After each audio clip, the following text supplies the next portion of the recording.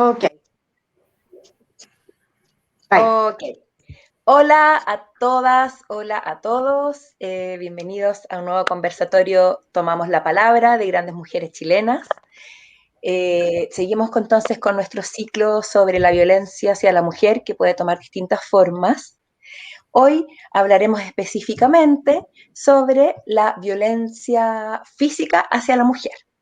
Antes de empezar, les cuento un poco quiénes somos. Grandes Mujeres Chilenas es una asociación que busca desde sus inicios dar a conocer el legado, la historia, el aporte de las grandes mujeres chilenas y también en el mundo que han forjado la historia de nuestro país y también las que hoy lo están haciendo. Con el tiempo nos hemos afiatado y hemos estado ampliando los horizontes y ahora también tenemos este ciclo de charlas donde analizamos cuál es la situación actual, hacia dónde vamos, qué es lo que queda por hacer y abrimos un espacio para que todas las mujeres y también hombres que quieran participar se puedan enterar de la situación actual. Entonces, vamos a partir con una breve pincelada sobre lo que está pasando hoy a nivel de violencia física hacia la mujer. Aquí pueden ver una imagen, me confirman que la ven bien, ¿sí? Perfecto. Los movimientos sociales que a nivel mundial alzan la voz. A partir un par de cifras que no son muy alentadoras. Por ejemplo, en Chile, lo que llevamos del año 2021, han habido ya 9 femicidios. Y ahora estando recién iniciando abril. En Italia, por ejemplo, hasta el 15 de marzo eran ya 14 víctimas, lo que significa una mujer asesinada cada 6 días. Y estas cifras intuyo también que se replican a nivel mundial. Por ende, esto es para tener un contexto. Les cuento un poco lo que es, la ONU declaró el Día Internacional de la Eliminación de la Violencia contra la Mujer, que fue en 1999 y que se hizo para homenajear o para recordar el asesinato de las 3 hermanas Maribel, 3 activistas políticas de la República Dominicana. Y así se dio inicio a conmemorar este día. Movimientos sociales que han alzado la voz. Aquí tenemos varios, me imagino que algunos los reconocen. Está el movimiento Me Too, que fue el que inició en 2017, que incluyó mujeres de todas las disciplinas, todos los ámbitos sociales, todas las escalas sociales, distintas edades, distintas áreas, actrices, cantantes, mujeres famosas, mujeres desconocidas, que dieron alerta de estas injusticias y de este abuso de poder también en muchos casos, ¿no? Muchos recordarán los casos de las actrices de Hollywood que se unieron a favor de esta lucha. También está la llamada banca rosa, que en Italia puso una banca para también recordar a las mujeres asesinadas, el símbolo de sangre. En México, zapatos rojos, aquí también vemos la imagen, exposición de 33 zapatos rojos que significan o que ejemplifican 33 tipos de colores de sangre de 33 mujeres que han sido víctimas. Una manera también de homenajear. Está el Ni Una Menos, que también se hizo muy fuerte en Latinoamérica, y en Chile Alerta Morada, que nació por el abuso hacia Antonia Barra, que luego ella se quitó la vida en el 2019. Y así, tristemente, otros casos. Ahora llegamos al colectivo feminista Las Tesis, que en 2019 marcó historia. En Valparaíso, con la canción Un violador en tu camino y la manifestación de esta manifestación pública con los ojos vendados, llamando al violador eres tú, fue una manifestación que empezó en Chile, pero que ellas mismas quizás nunca pensaron el alcance que tendría, ¿cierto? Se transformó en un movimiento famoso a nivel mundial, que llegó a gran parte de los países del mundo y que incluso llegó a que en la revista Time las nombrara uno de los personajes más influyentes. Así que esto también es muy importante destacar porque las tesis marcaron historia y alzaron la voz no solo en Chile, sino que en el mundo. El término feminazi es de las cosas que nos hacen cuestionarnos sobre si es que esto está funcionando o no, si es que estamos llegando a tener conciencia o no y a crear conciencia en la gente, porque no solo son los hombres los que lo utilizan, sino que también las mujeres, ¿no? En el año 1999 se dice que se creó, 1992, un profesor de economía un hombre habría acuñado este término que luego un locutor de radio lo popularizó en Estados Unidos. ¿Qué tanto estos movimientos sociales están influyendo en el destino de nuestra sociedad y en la conciencia de lo que está pasando? Esa es una pregunta que hoy día vamos a debatir. ¿Quién nos está ayudando? Por ejemplo, el número 1455 en Chile, el 1522 en Italia, números donde tú puedes llamar y puedes denunciar en caso de cualquier situación que uno se sienta agredida física, psicológicamente. Están estos números para que uno pueda acceder. También existen, porque con el COVID y con la pandemia, también se hizo más complejo poder cubrir esto. Entonces han surgido movimientos como el Signal for Health, que surgió en Canadá, que es un símbolo que las mujeres o quien sufra violencia puede hacer con su mano, para que se supone que queremos que se transforme en algo mundial para que todas las personas que lo vean, aquí lo tenemos en pantalla, lo puedan reconocer y puedan ayudar a la mujer que lo esté haciendo sin que sea evidente el llamado por ayuda. Así que este sería el contexto que queríamos mostrarle y antes de comenzar con nuestra exposición y con nuestra honorable invitada, hay que recordar que si nos tocan a una, nos tocan a todas. Muchas gracias.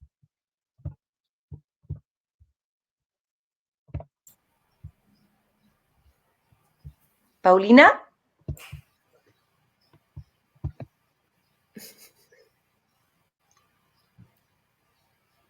Paulina, ahí está la Paulina. Paulina ahora va a proceder a presentar a nuestra invitada. ¿Ahí? Sí, dale. Si es que lo... Ahí sí. Ahí sí. Hola, perfecto. Buenas tardes a todos, días también en Chile. Yo les voy a presentar a nuestra invitada, nuestra maravillosa invitada de hoy, que ella es María Estela San José Asensio. Inicia su carrera judicial en el año 2000. Desde el 2004 a 2015 fue magistrada frente al juzgado de instrucción con competencia en violencia de género. En el juzgado con la misma competencia. Ha realizado cursos y conferencias en la Universidad de Santiago de Compostela, profesora del máster al acceso a la abogacía en el Ilustre Colegio de Abogados de Lugo y de Huelva, autora de publicaciones para la Asociación Penitenciaria Concepción Arenal, para el anual sobre el libro de fake news, en los cursos del Consejo General Judicial, estudios en Derechos Humanos del Consejo de Europa y el aula Jean Monnet de Derecho Comunitario. Bueno, para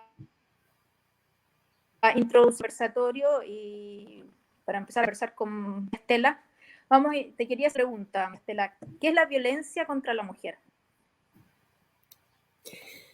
¿Qué es la violencia contra la mujer? Bueno, ante todo, buenas tardes a todos y a todas las que estéis al otro lado de la pantalla. Lo malo que tienen los conversatorios online es que nos priva del que yo pueda ver vuestros gestos, si me estoy haciendo explicar, si estoy llegando a lo que pretendo llegar. Muchísimas gracias, Paulina Solís, por haberte conocido aquel día en Milán y porque me hayas acercado a un grupo tan maravilloso como las Grandes Mujeres Chilenas, que me han llevado hasta Esther, que me ha llevado hasta Rebeca Mate, que me ha llevado hasta Inés Echevarría, o como ella solía firmar sus artículos y sus libros, Iris, y muchas gracias a una patria hermana, ¿no? como es Chile y, por supuesto, a las que estén en Italia. Me preguntas qué es la violencia sobre la mujer. Mira, en el año 2010, el Fondo de Naciones Unidas para la Mujer afirmó que la principal causa de muerte en el mundo de las mujeres entre 15 y 44 años es la violencia de género, por encima de la guerra, del cáncer y de los accidentes automovilísticos. ¿Qué quiero decir con esto? Con esto quiero decir que si tengo que dar una primera respuesta a qué es la violencia de género, pues es la principal causa de muerte de la mujer. La violencia de género es una manifestación, en todo caso, Paulina, de la concepción androcéntrica del hombre. Es decir, el hombre, por ser hombre, tiene una serie de derechos que la mujer no tiene, que carece de ellos. Entonces, como veremos después, cuando ya entremos en el conversatorio en sí, es un instrumento que cuenta el hombre en su poder para poder dominar a la mujer. Eso es la violencia de género. No sé si me querías hacer otra pregunta, Paulina, o...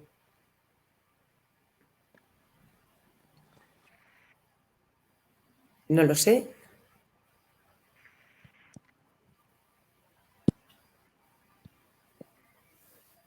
Bueno, partiendo de esta afirmación, lo primero que se os puede venir a la mente es que estamos hablando del año 2010 y que quizás, estando en el 2021, la situación ha cambiado.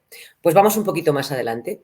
La Organización Mundial de la Salud, en el año 2018, publica un informe sobre la violencia de género en el mundo.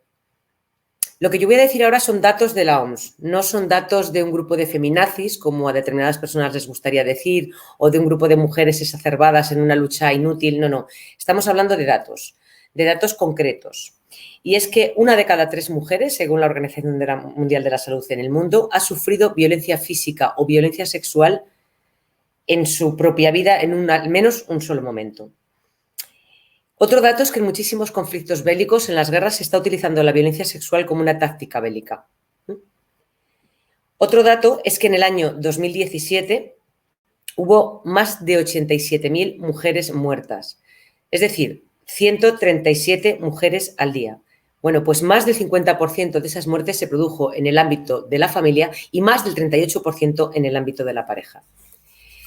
Otro dato es que en los años que os he indicado, es decir, desde el año 2010 al año 2018, ha habido 200 millones de mutilaciones genitales femeninas.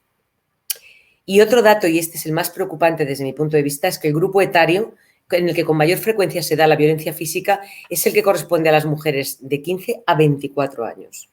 Esto es alarmante, estos son datos objetivos, son datos incuestionables que se han puesto de relieve por la Organización Mundial de la Salud.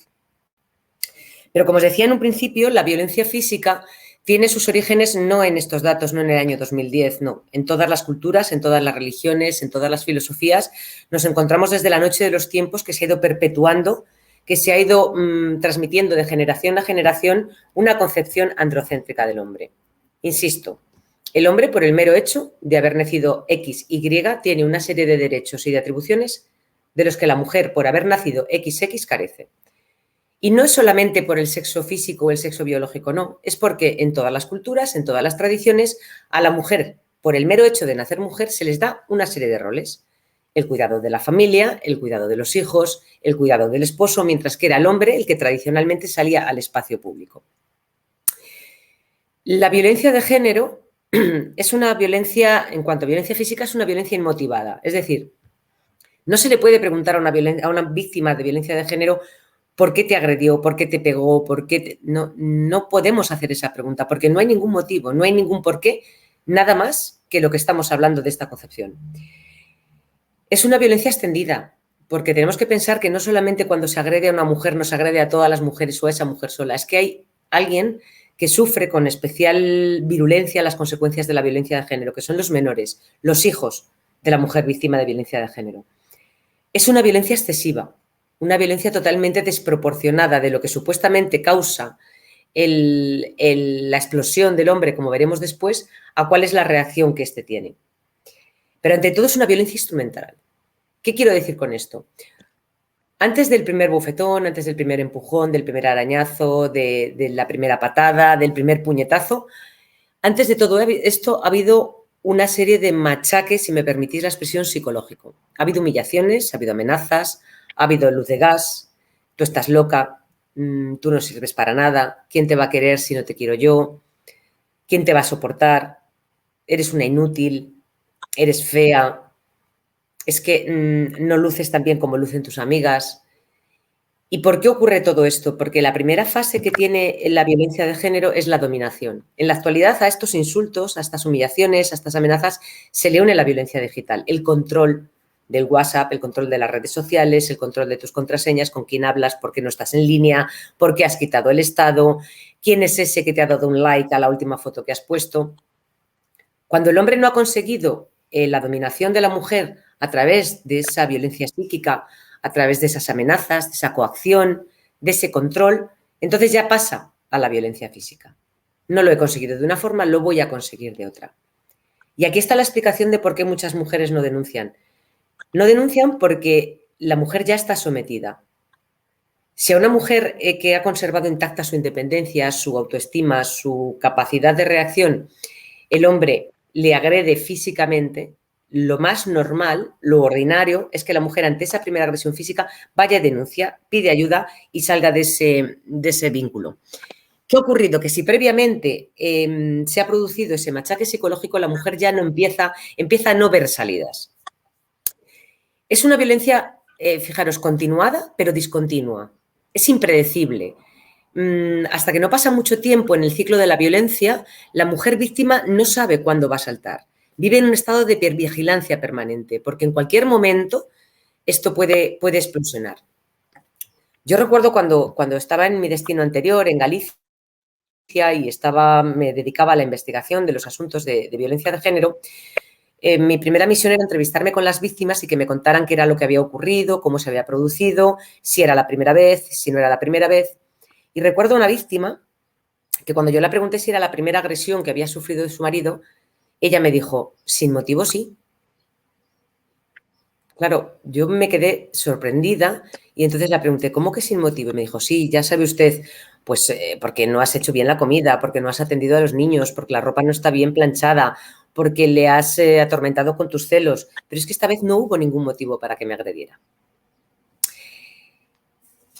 Leonor Walker, que era una psicóloga que estudió muchísimo el ciclo de la situación de la violencia de las mujeres, habló de lo que se llama el ciclo de la violencia.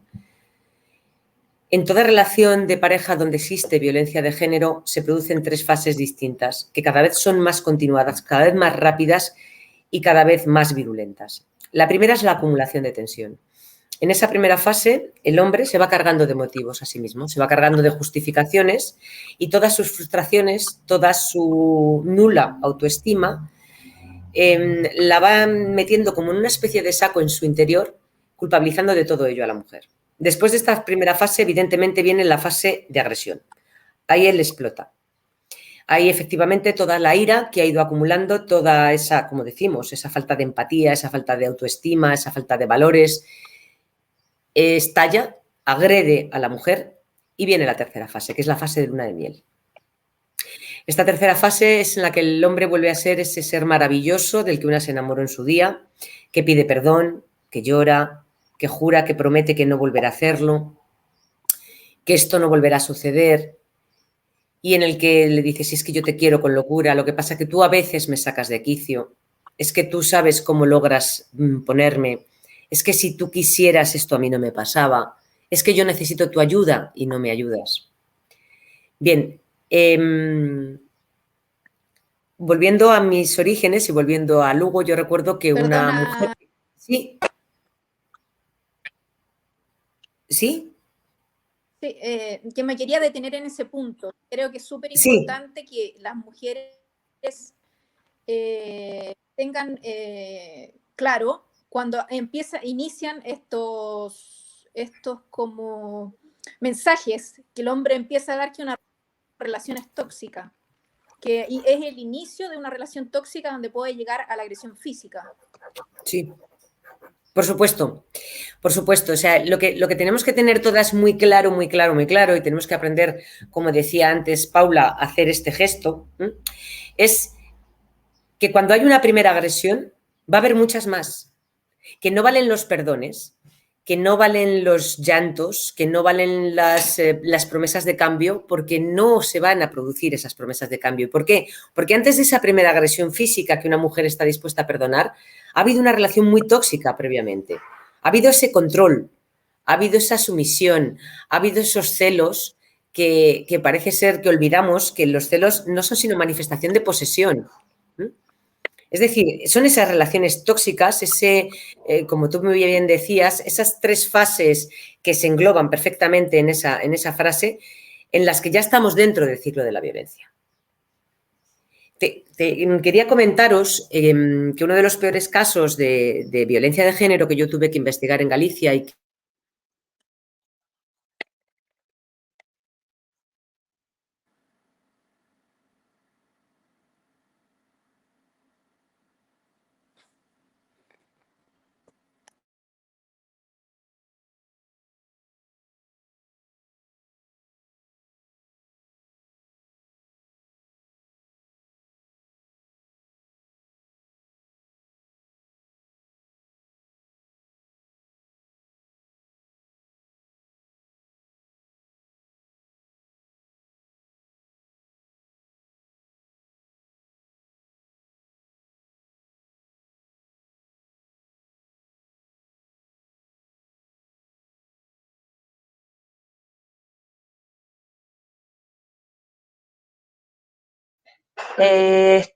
Parece que tuvimos un problema técnico con... ¿Ahí me escuchan? ¿Sí?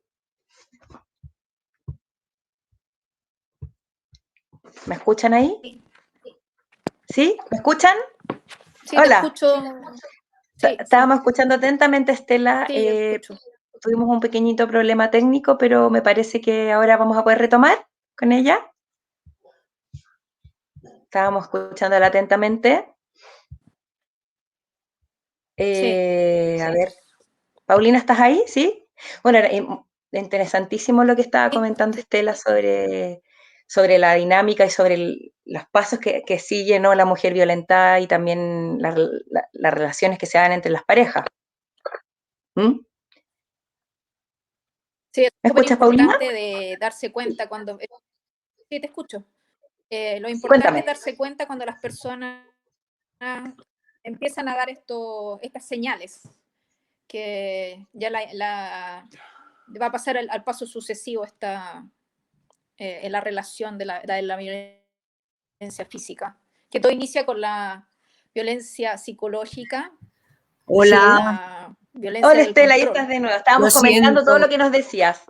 Sí, Está perdóname, estas son cosas interesantísimo. de la conexión de internet que no sé qué le pasa, que hoy tiene ganas de dar problemas. Lo lamento. Pero no Lo importa, lamento. seguiremos adelante. Gracias. No sé en qué punto me habéis dejado de escuchar, em, porque de repente me he dado cuenta que estaba desconectada, entonces no sé qué es lo último que me habéis podido oír. Paulina, claro, estábamos en la idea de cuáles eran las fases, ¿Perdón? hablaste de la luna de miel, después Paulina te hizo la Ah, pregunta. la fase de la Ajá. relación, Eso. Sí, la relación tóxica. sí, de cómo era, Sí, Y Paola Maurera que nos pregunta por el caso más pasaba importante, etapas nos dice. sucesivas. Ah, sí, bien. Bueno, pues os comentaba que uno de los Sí, el casos caso más importante. más En terribles que yo Galicia. tuve en Lugo y que sin embargo, y afortunadamente no acabó con la muerte de la víctima, esta mujer interpuso la denuncia y decidió pedir ayuda después de que el día que su marido llegó a casa con un gran collar de perlas para ella, como una petición de perdón. Yo le pregunté, ¿y esto por qué fue lo que a usted le alarmó? ¿Por qué el collar de perlas? Y dijo, porque yo me había dado cuenta que a medida que los regalos iban creciendo después de las agresiones, la siguiente agresión iba a ser mucho peor. Y pensé, en la siguiente me va a matar. La siguiente ya no voy a poder denunciarlo. Y quiero decir esto porque me parece importante hacer hincapié en que la espiral de la violencia, lejos de lo que la mujer pueda pensar cuando está enamorada y cuando está metida en esa relación tóxica, la espiral de violencia cada vez es peor, cada vez es más grave, cada vez es más lesiva, con unas consecuencias peores para ella. Y esto además, al ser cada vez más rápido, aumenta la lesividad, aumenta el potencial dañino que tiene la violencia de género, porque la mujer se encuentra aturdida. Es decir, llega un momento en que entre una agresión y una luna de miel hay tan poco tiempo que ella ya no tiene capacidad de reacción, no tiene ninguna capacidad de reacción. Empieza el aturdimiento y empieza la culpabilidad. Las consecuencias que tiene la violencia de género en la mujer son evidentes, son evidentes. Luego hablaré prácticamente al final del número de mujeres muertas que llevamos en España en la última década, pero lo que está muy claro es que en todas las estadísticas se demuestra la muerte de la mujer como la consecuencia más fatal, pero no se incluye el suicidio. Y lamentablemente detrás de un gran número de suicidios de mujeres está la violencia de género, está el maltrato por parte de la pareja. Según la Organización Mundial de la Salud, en el estudio en el que os hacía referencia al principio, el 42% de las mujeres que han sufrido violencia en la pareja han terminado con lesiones graves. El 42%. Lesiones graves físicas, ojo, porque las secuelas psíquicas son muy difíciles de determinar y esas siempre quedan en la mujer. Las mujeres víctimas de violencia, y esto os lo digo para que, como decía ayer Paulina, levantemos las alertas, ¿no? Tengamos las orejitas puestas para ver a nuestro alrededor o para escuchar, pero para escuchar de verdad, no para oír, para escuchar a mujeres que puedan ser víctimas. Y es que una víctima de violencia de género lleva a cabo una hiperfrecuentación médica terrible. Ella acude al médico porque la pasa de todo, la duele la cabeza, la duele la espalda, tiene migrañas, tiene mareos, tiene vértigos, se encuentra débil, porque ella necesita que alguien la escuche sin poder decir, sin poder verbalizar, es que mi marido me golpea, es que mi pareja me pega, mi pareja me agrede. Otra importantísima consecuencia que tiene la violencia de género es los embarazos no consentidos y los abortos involuntarios.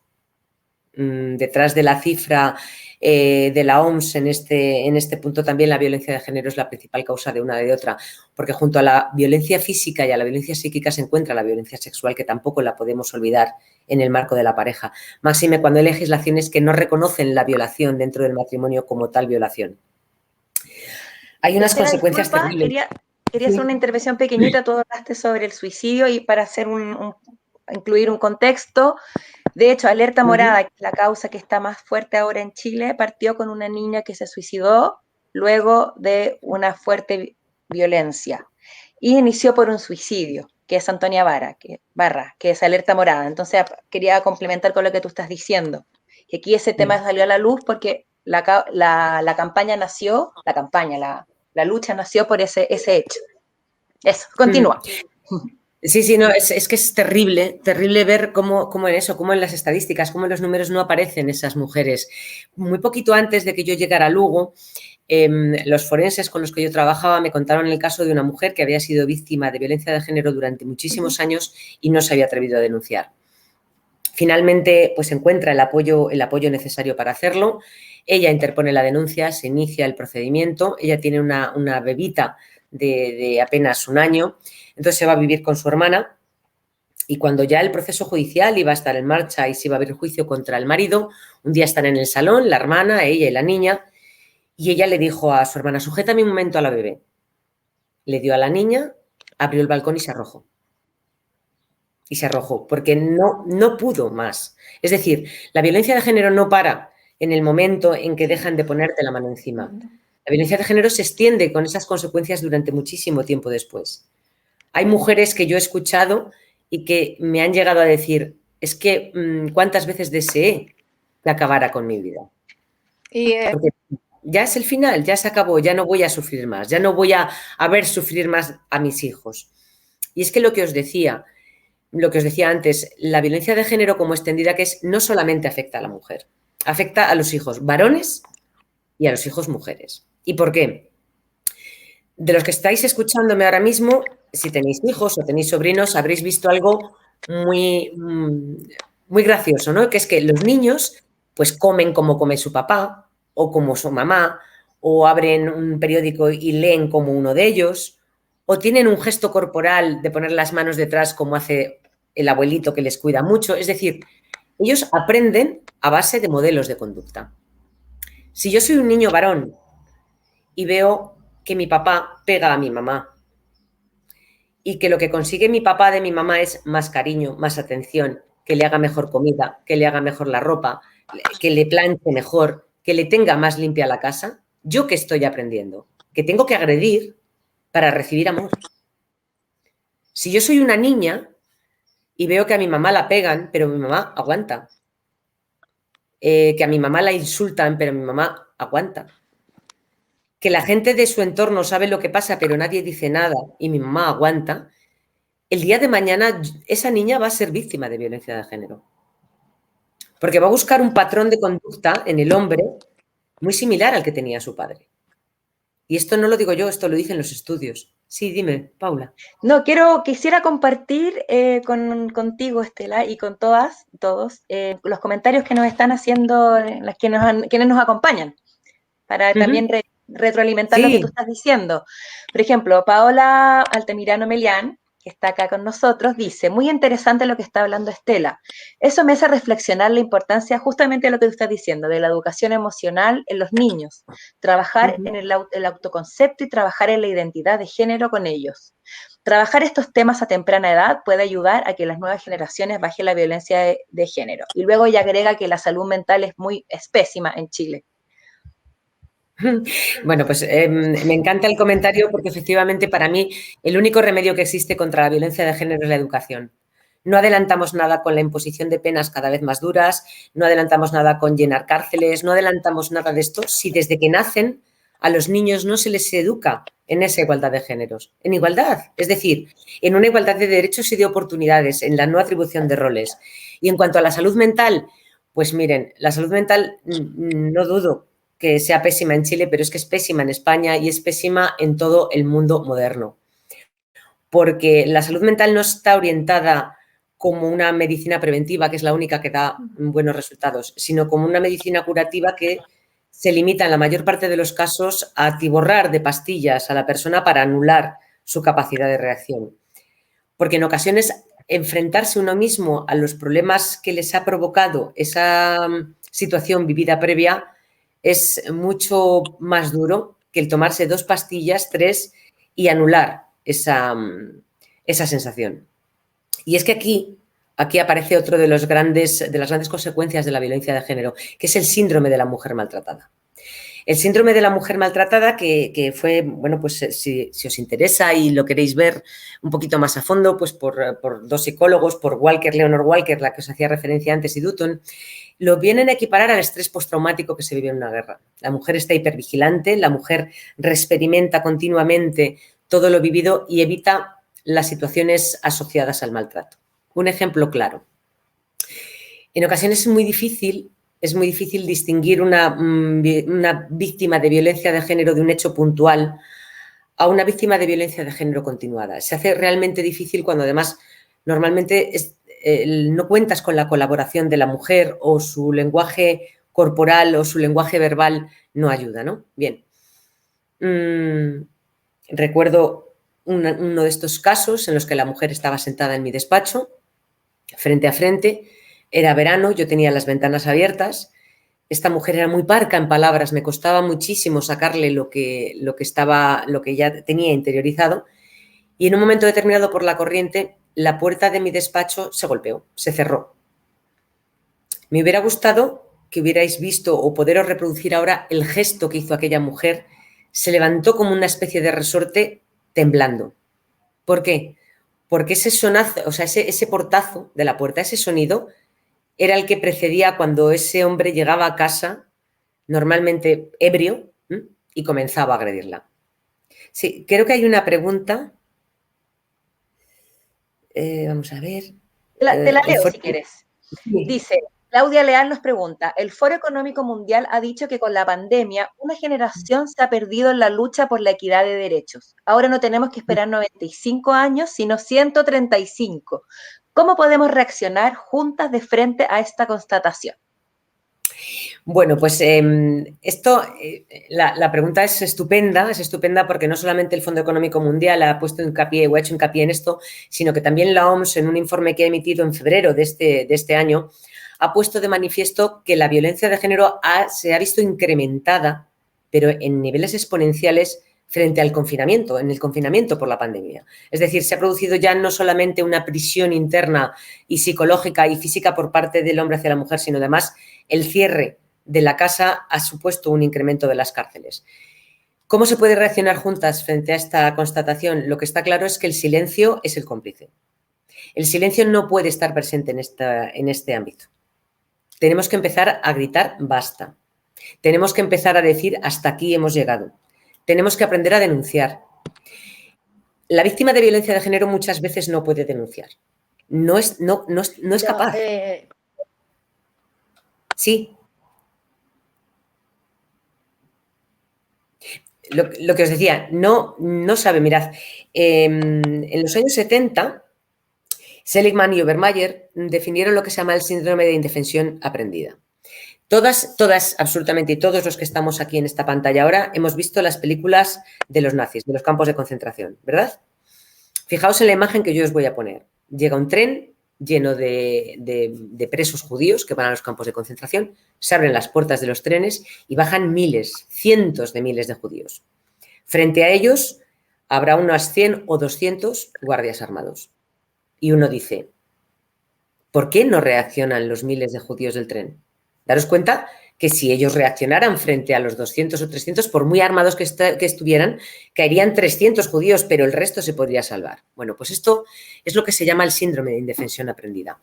Seligman y Obermayer cogieron 2 perros. Ahora mismo este experimento no se podría hacer por razones que vais a ver, ¿no? Pero en aquella época todavía se permitían. Y los encerraron en 2 jaulas distintas. Ambas jaulas tenían electrificación en la parte de abajo. Entonces, de vez en cuando, sin previo aviso, soltaban una descarga eléctrica al perro. En una de las jaulas no había ningún mecanismo de reacción y en la otra había una especie de botón rojo en la que el perro que en ella se encontraba pronto aprendió que si cuando había la descarga él tocaba ese botón, la descarga paraba. Sin embargo, el otro perro no tenía ningún tipo de escapatoria. Después de una serie de meses de los perros sometidos a este experimento, los perros fueron puestos en libertad de esas jaulas, se les llevó a una habitación, se les puso en un rincón de la habitación, un rincón que solamente ese rincón estaba electrificado, y se dio una descarga. El perro que había estado en la jaula del botón rojo, cuando sufrió la primera descarga, echó a correr, porque vio que no había barreras, y echó a correr. El otro perro se quedó quieto, esperando la segunda descarga, porque había aprendido que hiciera lo que hiciera, esa segunda descarga iba a venir y después de la segunda la tercera. Entonces, ¿para qué se iba a molestar? A la víctima le sucede esto. El síndrome de indefensión aprendida, en el caso de la mujer víctima de violencia de género, es el síndrome de la mujer maltratada. De la mujer maltratada físicamente, de la mujer maltratada laboralmente, y aquí la desigualdad, de la mujer maltratada económicamente, sexualmente. Entonces, no podemos esperar que sea la víctima la que dé el primer paso. Podemos estar alerta y reaccionar frente a esa constatación en el momento en que cada una de nosotras podamos ser víctimas de uno de esos momentos de violencia, porque cualquiera de nosotras podemos serlo. No pensemos en que la violencia de género está relacionada con los niveles o con las clases sociales bajas, ¿no? No pensemos en que la violencia de género está asociada a las mujeres sin una formación académica. No. Aquí en España ha habido juezas víctimas de violencia de género. En la alta sociedad, si es que lo queremos llamar así, o en lo que se llama vulgarmente las clases altas sociales, la violencia de género está muy extendida. Mucho más extendida quizás que en la de las clases bajas. No tiene absolutamente nada que ver ni con el carácter de la mujer, ni con la posición social, ni profesional de la mujer. Tiene que haber más sororidad entre nosotras. Y esta es una forma de reaccionar juntas. Tenemos que ser el resto las que pongamos voz a los casos en los que a la mujer se le ha quitado, porque se le quita esa voz, se le quita esa capacidad de reacción. Los que estáis aquí en España, seguro que sabéis de lo que estoy hablando y a lo mejor los que estáis de fuera también. En estas 2 últimas semanas aquí se ha hecho tristemente famosa la hija de Rocío Jurado. Rocío Carrasco, hija de la mejor folclórica que ha tenido España en todos los tiempos, siendo su madre millonaria, su padre campeón mundial de boxeo, pues después de 25 años de silencio ha decidido romperlo y contar para televisión una historia de malos tratos. Una historia de malos tratos terrible, que todos los que trabajamos en el mundo relacionado con la violencia de género sabemos que es cierto, por cómo lo ha contado, por qué es lo que ha contado, por tantos y tantos clichés repetidos que vemos a diario en las víctimas y por cómo ha sido la reacción del resto. Pues lo más triste, esta mañana yo dando un paseo con mi madre se lo comentaba, que a mí lo que más me dolía es que es a partir de que ella dice, me ha pasado esto cuando empiezan los testigos.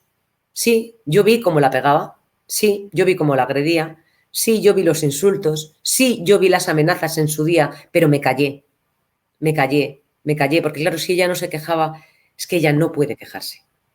La víctima bastante hace con seguir viva como también quejarse. En todas las conferencias y cursos y ponencias que yo he dado, siempre hago una especie de homenaje a una de mis mayores víctimas. Esta mujer se llamaba Montserrat Labrada. Tenía 38 años y era enfermera. Su marido, un profesor de química en un instituto, licenciado en químicas, pues decidió una noche matarla a puñaladas y después intentar descuartizarla. Montserrat Labrada dejó una niña de 8 años y un niño de 6. Os estoy hablando del año 2011. Yo a día de hoy todavía tengo contacto con los hijos de Montserrat Labrada. Durante la investigación de aquel horrible crimen, yo me encontré con que 2 de sus vecinas y ella tenían un grupo de WhatsApp. Y Montserrat las había pedido que si un día ella mandaba una determinada frase a ese grupo de WhatsApp, pues que ellas avisaran a la policía, porque eso es que la iba a matar. El problema fue que Juan Carlos Pernas no le dio tiempo, porque aprovechó una noche que ella estaba dormida a las 4 de la mañana para, como os digo, asesinarla. Por supuesto que el autor del crimen fue Juan Carlos Pernas, de eso no me cabe ningún tipo de duda. Pero quizás si aquellas 2 vecinas se hubieran planteado que con que ellas hubieran llamado a la policía, con que ellas hubieran denunciado, que hubieran acudido al juzgado, que hubieran acudido a los servicios sociales a dar la voz de alerta, pues a lo mejor Montserrat seguiría viva y sus 2 hijos tendrían a su madre. Pero aquello no pudo ser. Estela, Sí. disculpa, que es fuerte lo que estás contando y tengo una pregunta al respecto, pero bueno, te comento que nos están siguiendo, que la gente está comentando. Aquí Sí. dice que Claudia Andrea dice que tremendos temas están tocando hoy. En Chile subió mucho los femicidios, la educación es fundamental. Santiago Capital dice que terrible, síndrome de indefensión aprendida. Aquí destacan ese término, así es. Sí, ya dice, la violencia de género se ha incrementado por el abuso de drogas y alcohol. En cada caso mediático lo vemos. No es normal que un hombre actúe así. No. ¿Paulina quiere decir algo, Paulina? Te quería interrumpir un poco.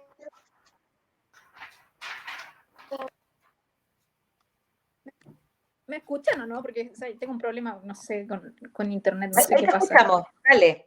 Sí. Parece que no, te perdimos. Okay. No los quería interrumpir, que es importante. Yo creo que hay que dejar en claro que este conversatorio sirva para que la mujer denuncie.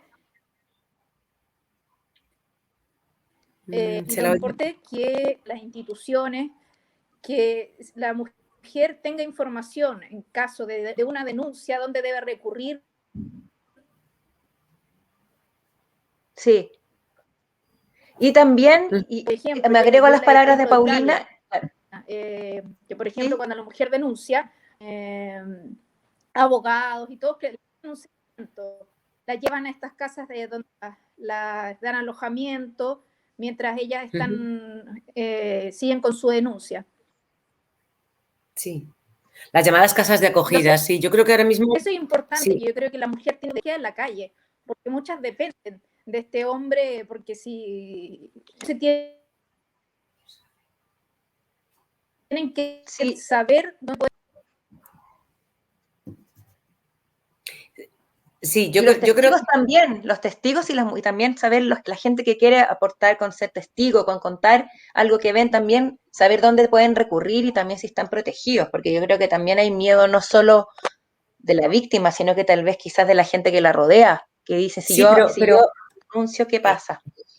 No, el testigo tiene que tener algo presente de verdad, o sea, salvo en casos muy, muy, muy, muy, muy, muy extraños, que ya sería mala suerte que se diera, el maltratador es un encanto con el resto de la gente. El maltratador es una serpiente. Es decir, para los demás es un padre maravilloso, es un vecino encantador, es un empleado modélico, es un director de banco genial, es un notario fantástico, es un abogado, es un juez. No, el problema lo va a tener con la víctima. Cuando a un maltratador se le planta cara, es un cobarde. Porque lo que subyace en el maltratador es un sentimiento de inferioridad brutal, que considera que solo a través de la violencia va a poder dominar a una mujer. O sea, y le plante cara a quien le plante cara, ya sea una mujer o sea un hombre, porque se dijo durante mucho tiempo que si los policías y los jueces era mejor que fueran hombres, porque la mujer se iba a sentir más protegida, en absoluto. Al maltratador, en el momento en que otro ser humano, sea hombre o mujer, le planta frente, ese maltratador se achanta, se achica, porque él solamente sabe golpear a su mujer, solo sabe humillar a su mujer. A su cosa. Él tiene su casa, su coche, su vídeo y su mujer. Es su propiedad. Entonces, el resto no.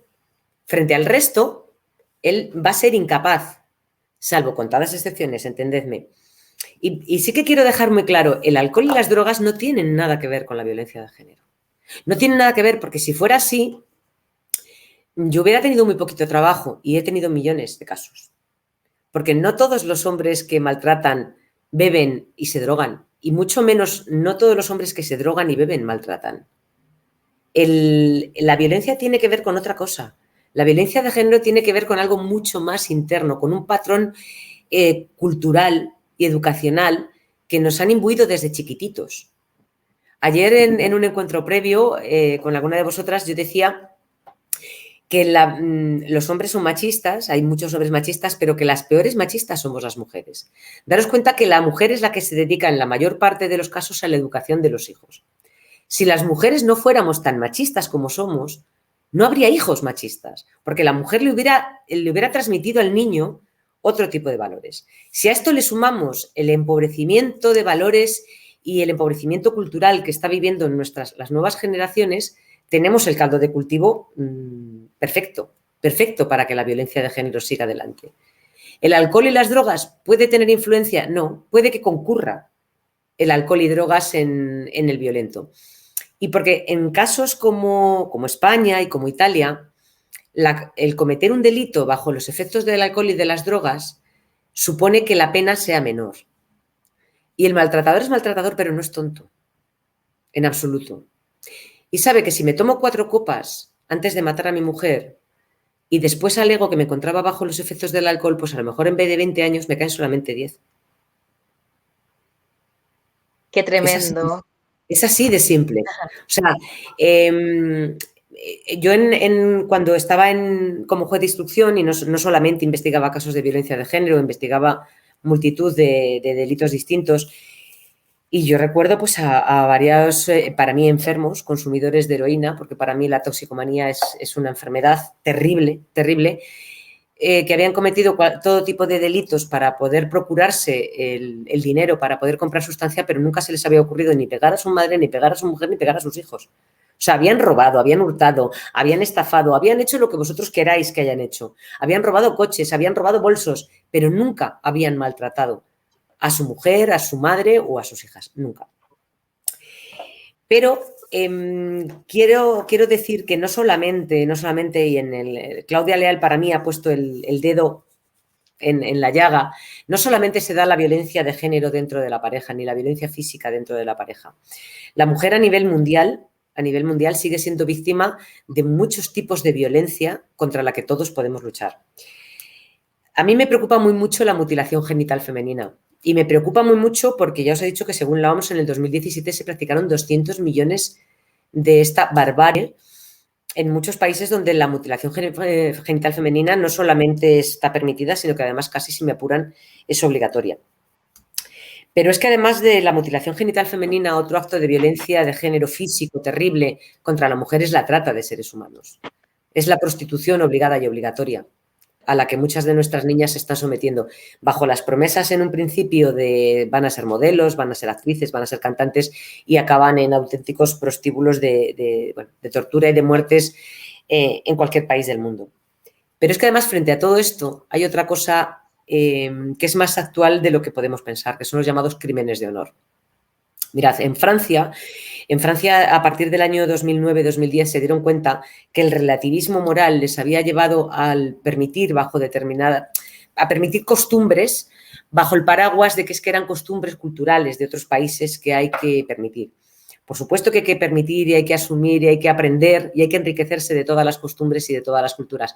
Pero hay algunas bases de esas culturas o hay algunas costumbres de esas culturas que son atentatorias contra los derechos fundamentales y son contra las que tenemos que luchar. Y uno de los aspectos que le dio a Francia por pensar en este punto del relativismo moral fueron los llamados crímenes de honor. ¿Qué significa esto? Significa que en determinadas costumbres, en determinados países, la mujer no tiene voluntad para decidir con quién se casa. Es la familia la que decide con quién te casas.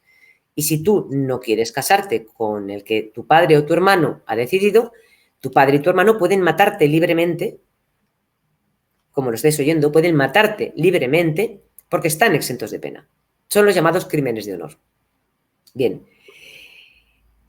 En Turquía, país que ha asumido los compromisos de Copenhague porque quiere formar parte de la Unión Europea, cuando ha asumido sus compromisos de Copenhague lo ha hecho desde el punto de vista económico, porque se le ha olvidado asumir esos compromisos en otros aspectos. Y es que su Código Penal en el año 2003 no prohibía los crímenes de honor.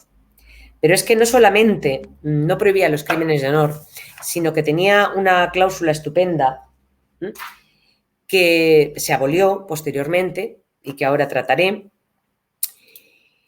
y que a pesar de intentos va a volver a entrar en vigor. Esta cláusula era un artículo del Código Penal turco, en el artículo 434 exactamente, que decía que si un grupo de hombres violaban a una menor de edad, todos quedaban exentos de pena si uno asumía casarse con la menor violada. Claro. Puntos en conflicto. Solamente es violación en Turquía, o en ese momento era violación en Turquía, si la menor era virgen, porque si no era virgen, entonces ya no era violación. Punto 2. La violación es una deshonra para la mujer. Y como es una deshonra para la mujer, lo mejor es casarla cuanto antes. La familia de la mujer violada recibe el ofrecimiento del violador, de uno de ellos, da igual. Son 4 o 5, pues uno de ellos decide casarse con ella. ¿Os imagináis lo terrible que es para esa mujer tener que vivir con su violador toda la vida? Pues si esa mujer no quería, la familia podía matarla. Bien, en el 2004-2005 esa norma desaparece en el Código Penal, pero hete aquí que el señor Erdogan en el año 2016 lleva a las Cortes turcas un nuevo proyecto de ley para volver a introducir esta cláusula llamada cásate con tu violador.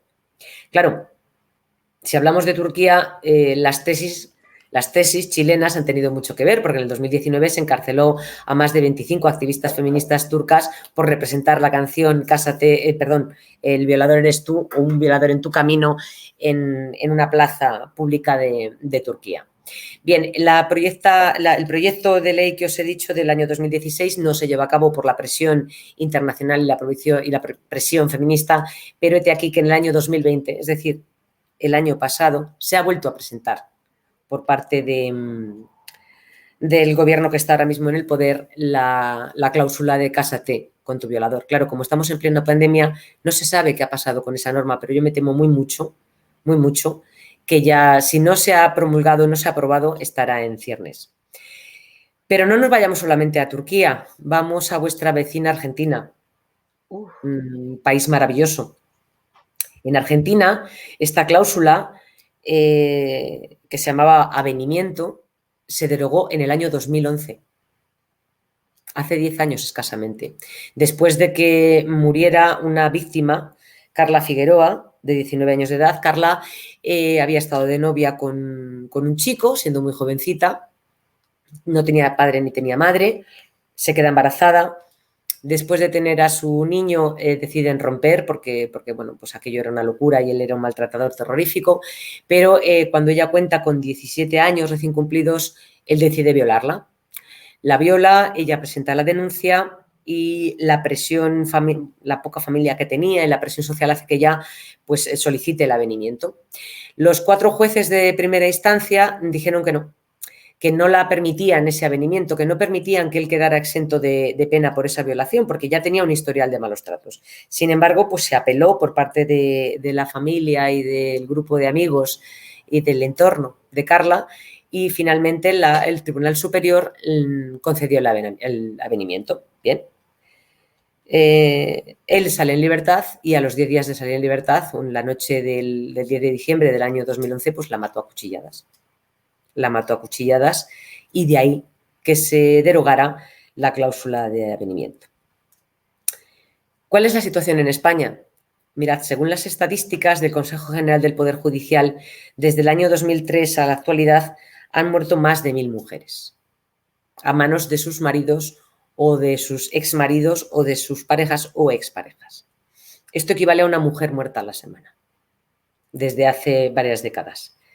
Mi pregunta es qué hubiera ocurrido en cualquier país del mundo, en el mío, en el primero, si desde el año 2003 a día de hoy hubiera muerto un político a la semana. ¿Os imagináis cuál hubiera sido la reacción? ¿Vosotros pensáis realmente que nos hubiéramos limitado a 4 campañas institucionales, a unos cuantos anuncios publicitarios, a unas cuantas vallas publicitarias? ¿O se hubiera invertido realmente dinero en la lucha contra esta lacra? o se hubiera hecho todo lo posible para que esto dejara de ser un problema privado, un problema invisible, un problema de cultura. Porque, claro, no nos sirve de nada, absolutamente de nada, todas estas campañas, si tenemos en cuenta lo que os decía al principio del todo, que el grupo etario en el que más cruda es la violencia de género física es el de las niñas entre 15 y 24 años. ¿Qué está pasando? ¿Qué estamos haciendo mal? ¿Por qué? Porque, claro, mi abuela, que en estos momentos tendría 100 y pico años, procedía de una cultura totalmente machista y, sin embargo, mi abuelo jamás le puso la mano encima, jamás la insultó, jamás la humilló, todo lo contrario. Yo creo que la primera persona feminista que conocí en mi vida es mi abuelo. ¿Por qué los niños y las niñas de hoy son feministas? Pues porque junto a las campañas publicitarias alentamos, permitimos e incluso sufragamos con fondos públicos en las televisiones públicas a gente como Maluma, que canta canciones totalmente vejatorias para la mujer, en las que el macho es el macho y la mujer está para la satisfacción sexual del hombre, en el que a nuestros hijos no queremos que se les eduque desde el punto de vista sexual en las escuelas, pero sí que puedan tener acceso a la pornografía de manera totalmente libre en Internet, en televisión, que haya palabras que, por ejemplo, aquí en España en horario infantil no se pueda decir. Aquí es muy curioso porque a las 5 de la tarde no puedes hablar de infidelidad. No puedes decir que una persona ha sido infiel a otra en televisión. Tienes que decir desleal. Pero curiosamente, cuando se quiere atacar a una mujer profesional, de la profesión que sea, se le sigue atacando por su condición de ser mujer. La ganadora del Premio Planeta, sí, perdón. Sí, termina la idea y después te hago un comentario. Sí, la ganadora del Premio Planeta de este año, que ha escrito una novela preciosa, Leonor de Aquitania, que yo recomiendo su lectura a todas, ha escrito un artículo en prensa esta semana quejándose de que los críticos literarios que no les había gustado su obra, hubieran empleado términos como los siguientes para referirse a ella: golfa, tipeja y una vulgar ama de casa. Si no te gusta mi obra, critica mi obra. Di que tengo un mal estilo, que no sé escribir, que mi sintaxis, que mi gramática, que mi vocabulario es pobre, di lo que quieras. Pero ¿por qué me llamas golfa? ¿Por qué en lo más importante de la princesa Leonor, futura heredera de la corona de España, ha sido el vestido que ha llevado y no la conducta que mantuvo? Creo que cuando su padre hizo el primer discurso ante el Instituto Cervantes no se hablaron de los pantalones ni de los zapatos que llevaba. Angela Merkel tuvo que responder a una periodista que ya había sido elegida para ser primera canciller, no para ser modelo y cambiar de traje todas las semanas. Y el insulto que han recibido fundamentalmente las nuevas ministras de España en esta última remodelación que hemos tenido ha sido que era el harén del sultán Pedro Sánchez. Es decir, que si no luchamos contra todos estos estereotipos de género, la violencia no va a acabar. Estela, qué increíble la pincelada que nos estás haciendo, realidades tan distintas, tan lejanas y a la vez tan cercanas a nosotros, es una cosa tan global, hay tantos temas interesantes, nos tienes, yo creo que a todos como un poco mudos. Quiero compartir contigo lo que nos están diciendo la gente que nos sigue, porque también es lindo tener el feedback. Santiago Capital dice: no les gusta que le lleven la contra a los abusadores. Lo hago hoy en día con mi padre, cuando a mis 39 años le perdí el miedo. Hoy tengo 41, dice. Después Jimena dice: el consumo de sustancias incide muchísimo. Hacen comentarios. Silvi dice: qué cruel realidad. Agradezco la respuesta, señora Estela. Después Caro dice: tremendo, si muriera un político a la semana la cosa sería muy distinta. Están acá reaccionando a lo que tú nos cuentas. Quería también volver al tema de los jóvenes, del lenguaje, y que nos cuentes lo que nosotras ya hablamos, el ejemplo que maravilloso porque es elocuente, es tristísimo, que nos diste del joven con el celular. Por favor, comparte con nosotros esta... Sí, aquí en España se hizo muy famoso y ha sido muy polémico el caso de La Manada. La Manada era un grupo de 6 seres, yo les voy a llamar seres porque no se les puede llamar de otra forma, que en las fiestas de los Sanfermines pues deciden que una chica merece ser agredida sexualmente por los 6 en grupo y de una manera totalmente salvaje. Bien, este caso fue muy controvertido en las redes sociales porque para variar, nos encontramos con que a quien se juzgó fue el comportamiento de la víctima y no de los agresores. Si ella iba vestida de una forma, si ella quería tener relaciones sexuales con uno o con dos, si ella quería beber alcohol o no beber alcohol, si ella estaba drogada, en fin, siempre se pone el foco sobre la mujer. Entonces, a mí que me gusta mucho ir a los institutos y a los colegios para hablar de violencia de género y para aportar mi granito de arena, pues me encontré con el típico machito de 16 años que escucha Maluma y que su mayor deseo es parecerse a Kiko Rivera y bueno, en fin, el personaje típico y tópico que tenemos aquí en España últimamente, ¿no? Entonces este chico pues me dice, es que ella iba provocando, porque ella iba con una camiseta ajustada y tenía un buen escote y claro, ella iba pidiendo guerra. Y yo le dije, cierto, tienes razón. Digo, mira, una pregunta, ¿tú tienes móvil? Y él me dijo, sí, claro. Y yo le pregunté, ¿me lo enseñas? Él sacó su teléfono móvil y me lo enseñó. Le dije, ay, es negro, me encanta el negro. Es mi color favorito el negro. Digo, ¿puedo tocarlo? Me dice, sí. Entonces él me da el móvil, yo lo toco, digo, es que me encanta este móvil, es precioso. Y me lo metí en el bolsillo trasero del pantalón. Él se queda mirándome y me dice, ¿qué haces? Digo, quedarme con el móvil. ¿Cómo quedarte con el móvil? Digo, sí, el móvil es mío. Digo, el móvil es mío porque tú me lo has enseñado. Porque te he dicho me gusta. Y tú aún así me lo has permitido tocar. Digo, tú me has provocado. Digo, entonces, ¿cómo comprenderás yo que tengo una posición de poder sobre ti? Porque para eso yo estoy actuando como profesora y tú estás bajo mi autoridad, yo me voy a quedar con el móvil. Y si no, no lo hubieras sacado, no hubieras tenido móvil, no me lo hubieras enseñado, no hubieras dejado tocármelo. Digo, esto es lo que le pasó a aquella chica. Aquella chica viste como quiere vestir, luce lo que quiere lucir, pero tiene todo el derecho del mundo a decir no. Y estos 6 no eran sus superiores, pero tenían una superioridad física. La metieron en un portal, la rodearon, no tuvieron que hacer más. Ella sabía que no tenía otra escapatoria. Tú no tienes otra escapatoria porque aunque me denuncies, nadie va a creer que una juez, una profesora, te ha robado el móvil. No me hubieras provocado. Entonces, yo este ejemplo, la verdad es que me surgió en aquel momento y lo he puesto en práctica en otras ocasiones y la verdad es que este chico cuando terminó la conferencia se me acercó y me dijo, ¿sabes qué me has hecho reflexionar? Que es verdad, yo no quería que tú te quedaras con mi móvil, solamente te lo estaba enseñando. Digo, pues esto es la capacidad que tiene una persona, cualquier ser humano, de decir, no, hasta aquí. No abuses de mí, no me cojas más de lo que yo permito darte. Porque a lo mejor yo me he visto para lucirme, para que tú me veas y digas, qué mujer tan guapa. ¿Por qué no? Porque ya basta de decir, porque las mujeres decimos, no, yo me he visto para mí misma. Sí, yo me he visto para mí misma, pero a mí me gusta lucir bien.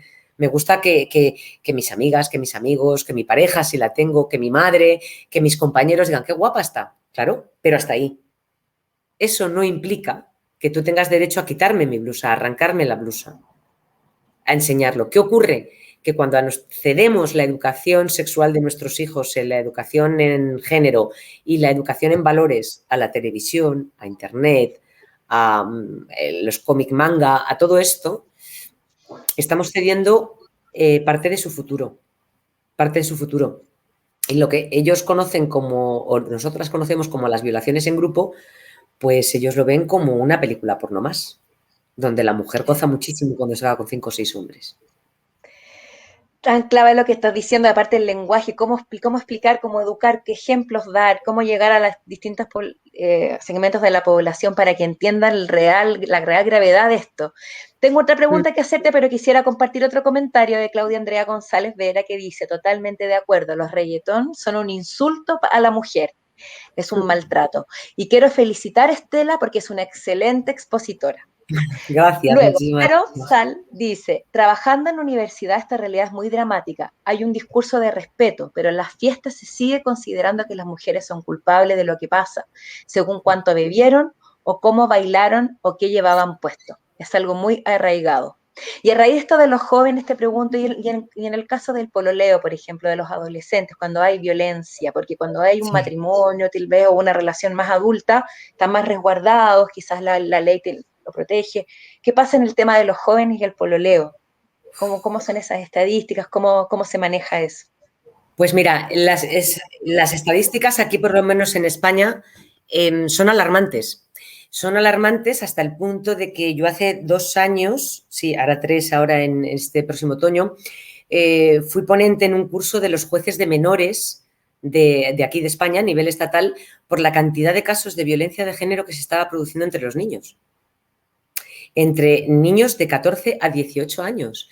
Yo, mis 2 mejores amigas aquí en España son 2 juezas de menores y las 2 me dicen que están asustadas.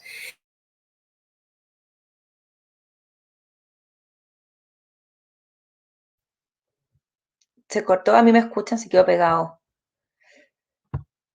Ay. Sí, yo te escucho. ¿Se escucha? ¿Ahí Sí. se escucha? ¿Sí? Sí. Ya, perfecto. Pero Estela no. Estela se quedó congelada, pero bueno, mientras esperamos que vuelva nuestra querida Estela, no sé si alguien más tiene preguntas, que las vayan mandando al chat, sea por Facebook que por acá, y así todos tenemos espacio y todos podemos participar.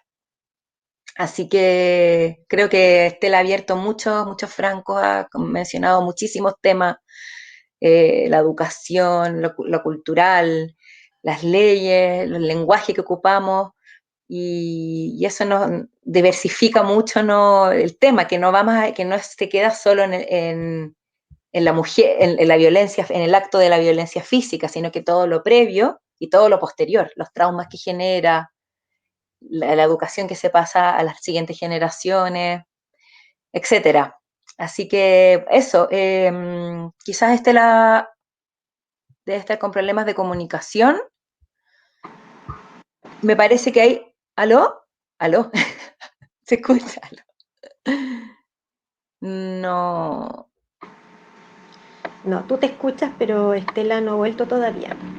Ya, gracias, Esther. Escriban sus preguntas. Es una instancia para que todo lo que ustedes quieran compartir se pueda visibilizar. Así que todas las preguntas son válidas, todos los comentarios son bienvenidos. Estela todavía no la tenemos con nosotros. Ahí está. Ahí Aquí apareció. estoy. ¡Bienvenida! Me está matando la Te red hoy. extrañamos, te extrañamos. Me está matando. Lo que os comentaba es que ellos no son conscientes de que están ni ejerciendo violencia ni siendo víctimas de violencia. Mirad, Ajá. yo allá por el Pleistoceno, cuando yo tenía 15 años o 16 o 18, iba a la universidad, a mis amigas y a mí siempre nos gustaba el chico como más bohemio, el más filósofo, este que lleva las gafitas y con pinta de empollón, un poco despistado. ¿Por qué? Porque te atraía un hombre culto, un hombre que supiera leer poesía, que estudiara, que filosofara, que quisiera viajar, que quisiera... Bien, yo no sé cómo es la televisión en Chile.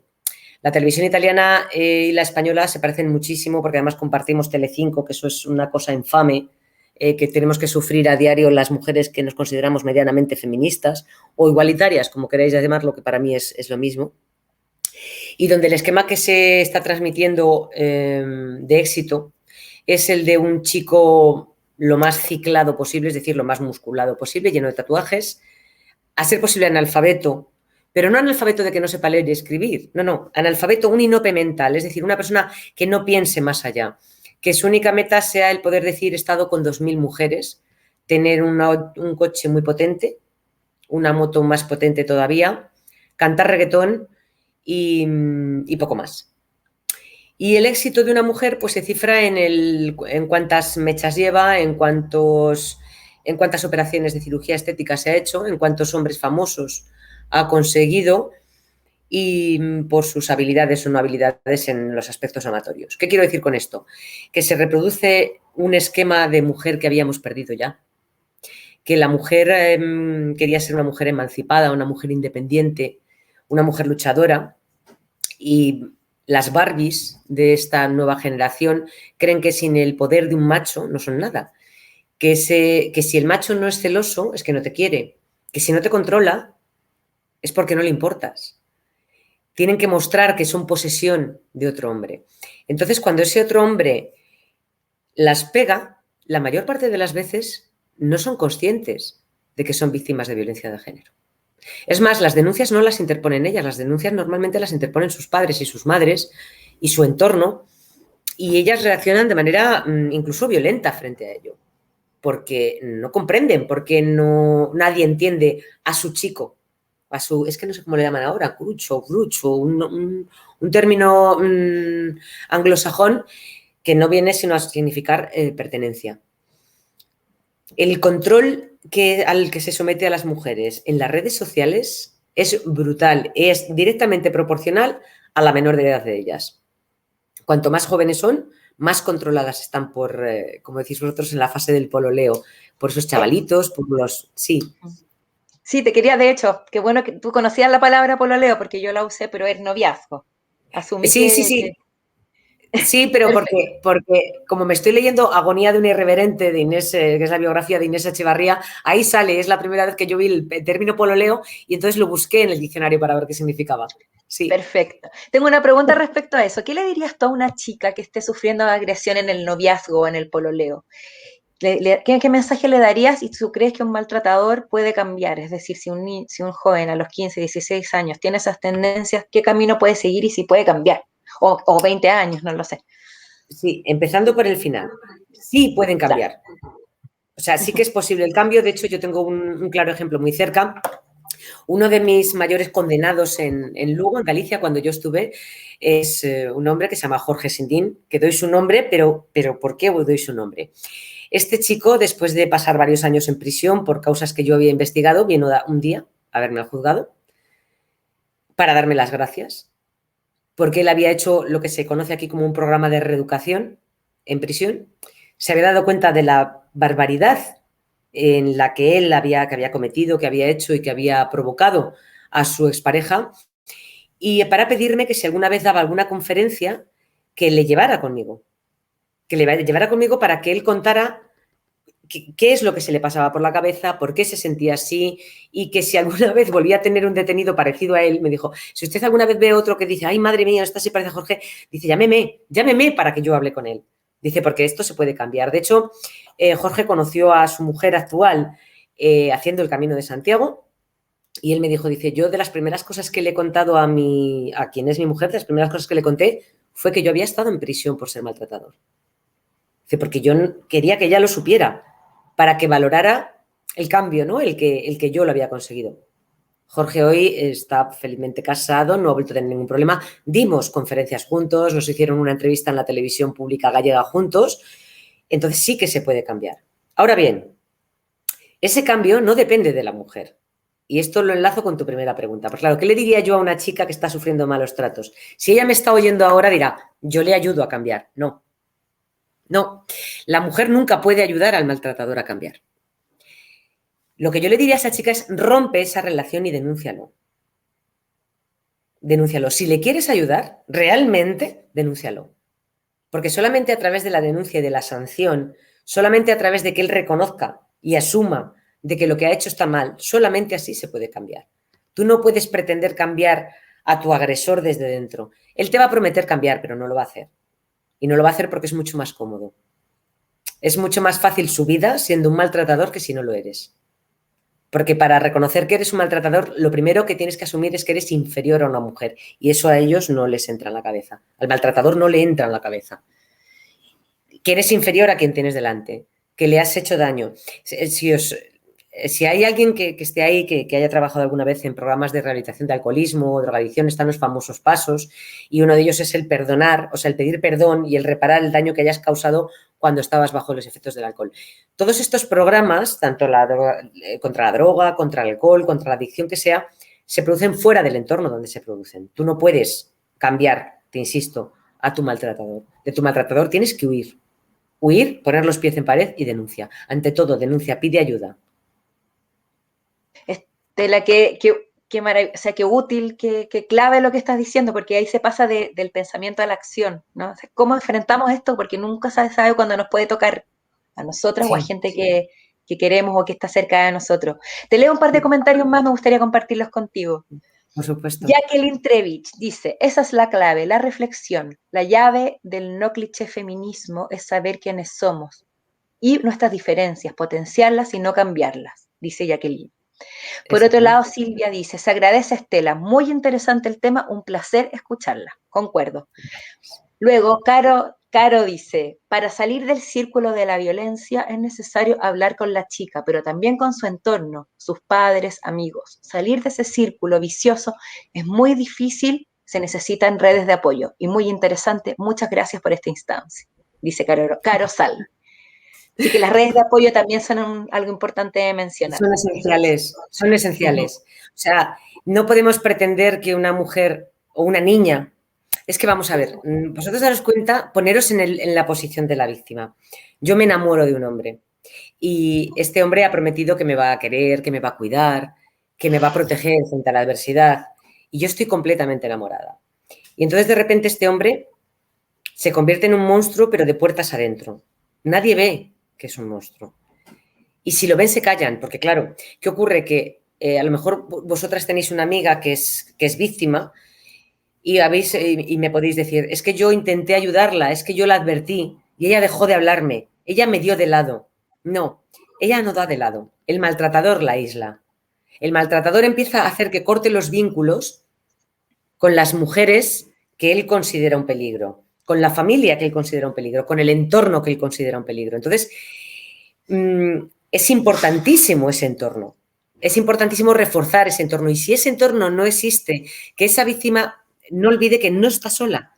Es decir, que a lo mejor no cuenta con su familia, pero cuenta con redes de apoyo.